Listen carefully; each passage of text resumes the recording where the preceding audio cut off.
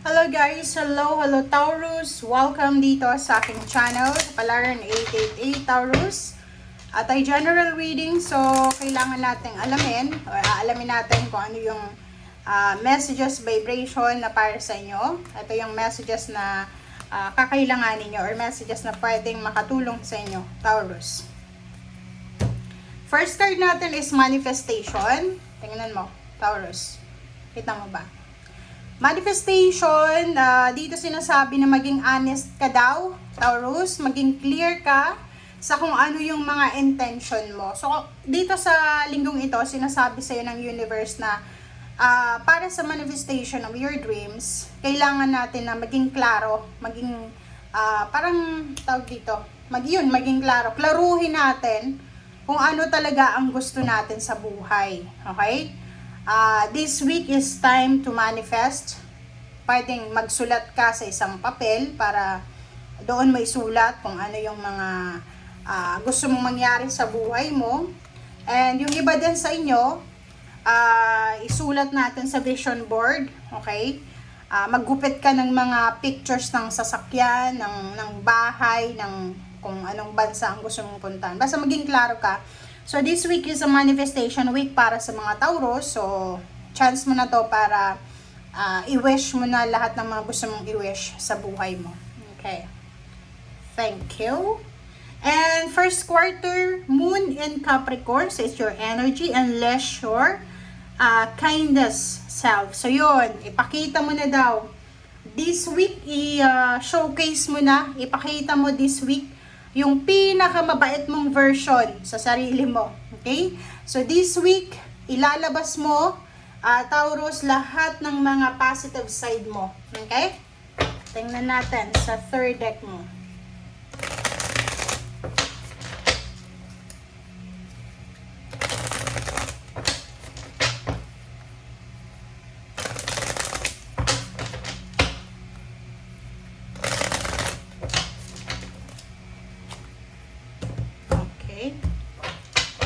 Taurus. First card natin is Three of Cups. Wow.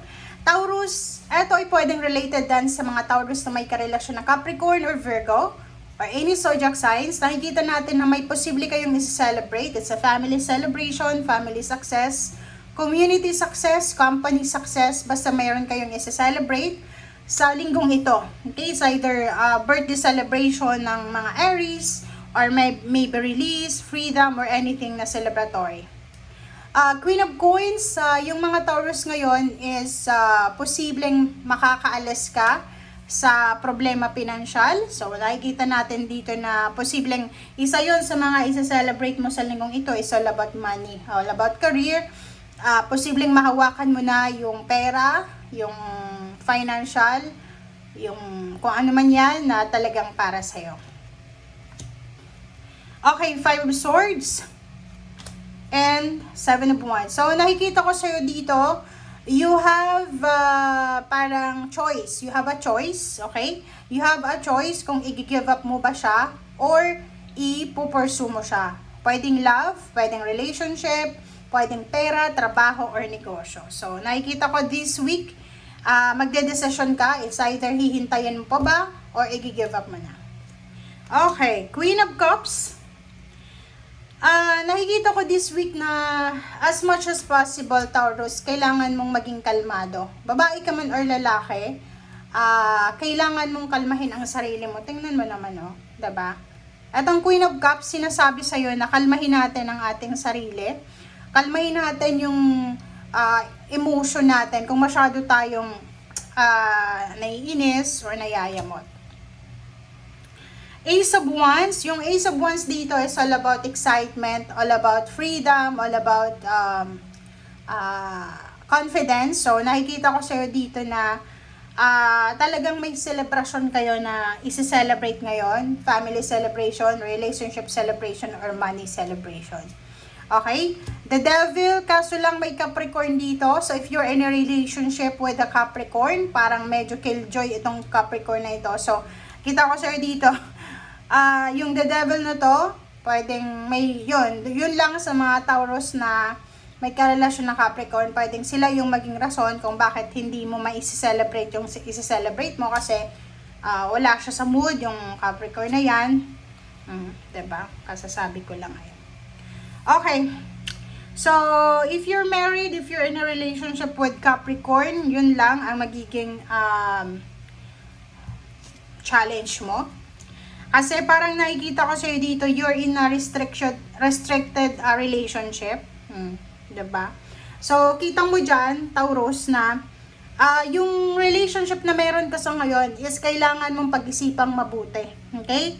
Nandito yung The Hermit, sinasabi sa'yo na ipipresent niya lahat ng possibilities, ipipresent niya lahat ng mga choices and decision.